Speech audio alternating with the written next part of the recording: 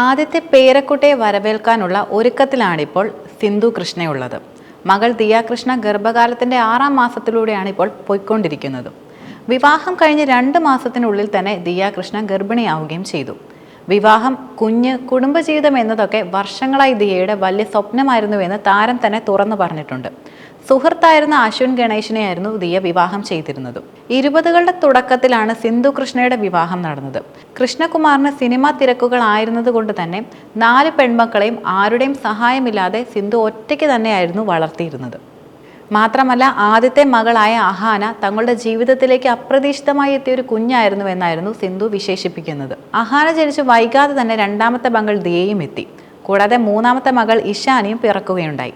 അഹാനയും സിന്ധുവിൻ്റെ ഇളയ മകൾ ഹൻസികയും തമ്മിൽ 10 വയസ്സിൻ്റെ വ്യത്യാസമാണ് ഇപ്പോൾ നിലനിൽക്കുന്നത്. ഗർഭിണിയായതിനു ശേഷം അതിൻ്റെ ഓരോ ഘട്ടവും ആസ്വദിക്കുകയാണ് ദിയ കൃഷ്ണ ഇപ്പോൾ. താരപുത്രിയുടെ പ്രഗ്നൻസി റിവീൽ ഫോട്ടോഷൂട്ട് ലണ്ടനിലായിരുന്നു നടന്നിരുന്നത്.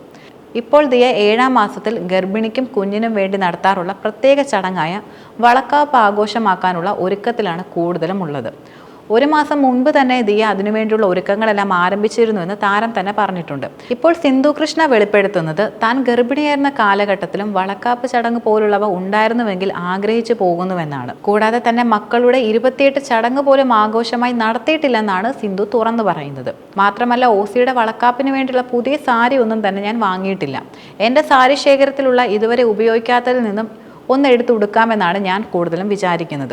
മാത്രമല്ല, ചടങ്ങിന് വേണ്ടി പുതിയതായി ഒന്ന് വാങ്ങണമെന്ന് എനിക്ക് തോന്നുന്നുമില്ലെന്ന് സിന്ധു തുറന്നു പറഞ്ഞു.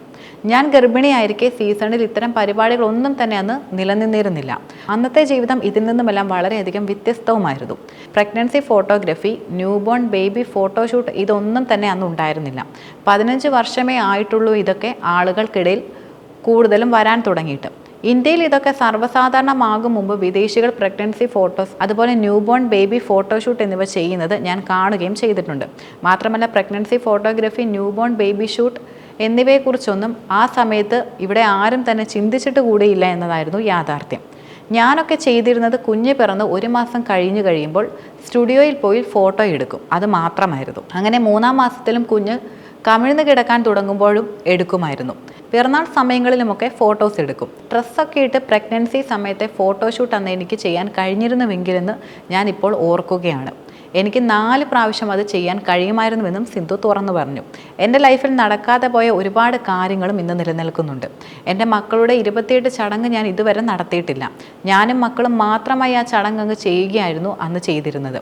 മാത്രമല്ല, അമ്മുവിൻ്റെ 28-ന് കിച്ചു ഷൂട്ടിംഗ് സെറ്റിലുമായിരുന്നു. അതിനാൽ തന്നെ പ്രത്യേകിച്ച് ഒന്നും തന്നെ സംഭവിച്ചിരുന്നില്ല അന്ന്. അതുകൊണ്ട് ഗർഭിണിയായിരുന്ന സമയത്ത് തൻ്റെ കുഞ്ഞിന് 28-ന് വേണ്ട ആഭരണങ്ങൾ ഞാൻ വാങ്ങിക്കുകയും ചെയ്തിരുന്നു. അങ്ങനെ ചെയ്യരുതെന്നാണ് പഴമക്കാർ പൊതുവെ പറയാറുള്ളത്.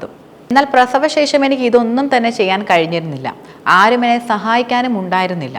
അതിനാൽ തന്നെയാണ് ഞാൻ എല്ലാം നേരത്തെ തന്നെ ചെയ്തു വെച്ചിട്ട് പ്രസവത്തിന് പോകുന്നതെന്നാണ് പഴയ ഓർമ്മകൾ പങ്കുവെച്ചുകൊണ്ട് സിന്ധു കൃഷ്ണ തുറന്നു പറയുന്നത്.